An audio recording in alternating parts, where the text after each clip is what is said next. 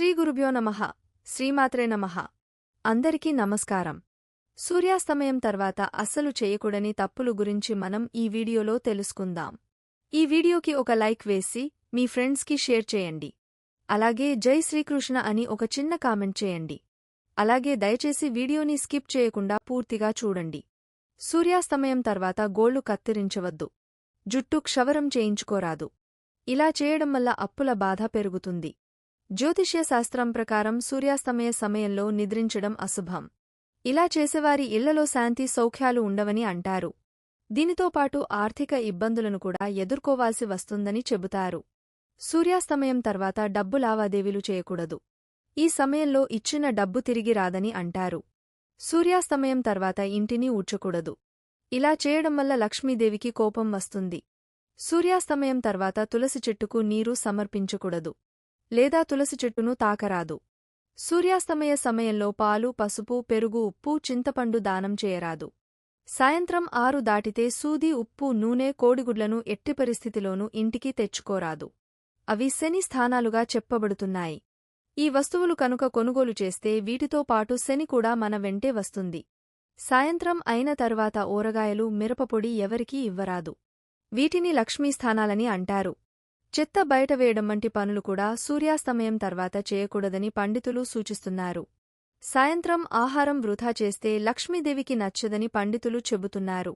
సూర్యుడు అస్తమించిన తరువాత ఇంట్లో ఎప్పుడూ గొడవలు పడకూడదు. సూర్యాస్తమయం తర్వాత ఇంట్లో గొడవలు జరిగితే ఆ ఇంట్లో పేదరికం మొదలవుతుంది.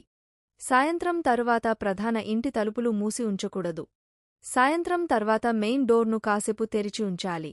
లక్ష్మీదేవి మన ఇంట్లోకి ప్రవేశించే సమయం ఇదేనని, ఆ సమయంలో మెయిన్ డోర్ మూసి ఉంచడం వల్ల లక్ష్మీదేవి లోపలికి రాకుండా వెళ్లిపోతుందని, ఫలితంగా ఆర్థికంగా ఇబ్బందులు ఎదుర్కోవాల్సి వస్తుందని చెబుతున్నారు.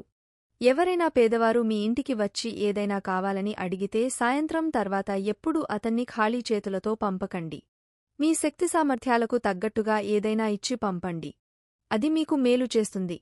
ఇంటి ప్రవేశద్వారం వద్ద గుమ్మానికి చాలా ప్రాధాన్యత ఉంటుంది. లక్ష్మీదేవి ఇంటికి ప్రవేశించే మార్గం ఇదే కనుక గుమ్మంపై కూర్చోకూడదు. ముఖ్యంగా సాయంత్రం సమయంలో గుమ్మం మీద కూర్చోవడం లక్ష్మీదేవిని అసంతృప్తికి గురిచేస్తుంది. సూర్యాస్తమయం తర్వాత బట్టలు ఉతకడం, ఆరబెట్టడం కూడా మంచిది కాదు. ఇది ఇంటికి అశుభంగా పరిగణిస్తారు. హిందూ మత విశ్వాసం ప్రకారం సూర్యాస్తమయం తర్వాత బట్టలు ఆరబెట్టడం వల్ల ప్రతికూల శక్తి వాటిలోకి ప్రవేశిస్తుంది.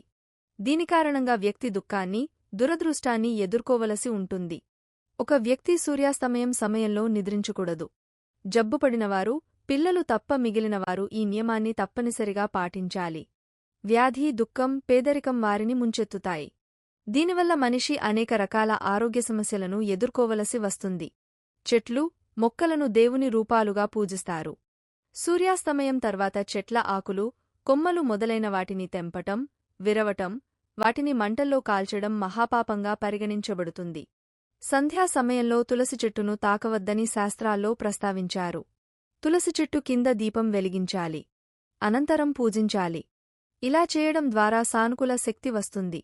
అంతేకాకుండా ఇంట్లో పేదరికం తొలగి అదృష్టం తాండవిస్తుంది. సాయంత్రం సమయంలో తులసి చెట్టును అస్సలు తాకకూడదు. ఒకవేళ ఇలా చేస్తే లేనిపోని సమస్యలను కొని తెచ్చుకున్నవారవుతారు. సూర్యాస్తమయం తర్వాత పసుపు ఎప్పుడూ దానం చేయకూడదు.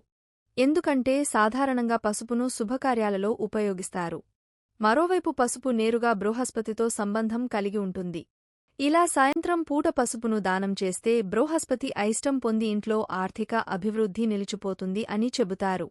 సాయంత్రం పిల్లలకు శ్లోకాలు, మంత్రాల గురించి చెప్పాలి. ఇలా చేయడం ద్వారా ఆధ్యాత్మికత పట్ల వారికి ఆసక్తి ఏర్పడుతుంది. మంచి సంస్కృతిని నేర్పించిన వారవుతారు. ఈ వీడియో గనుక మీకు నచ్చినట్లయితే ప్లీజ్ లైక్ చేసి మీ ఫ్రెండ్స్కి షేర్ చేయండి. అలాగే మా కొత్త వీడియోస్ మీకు వెంటనే చేరాలంటే మా ఛానల్ని సబ్స్క్రైబ్ చేసుకొని పక్కనే ఉన్నటువంటి బెల్ ఐకాన్ని ప్రెస్ చేయండి. ధన్యవాదములు.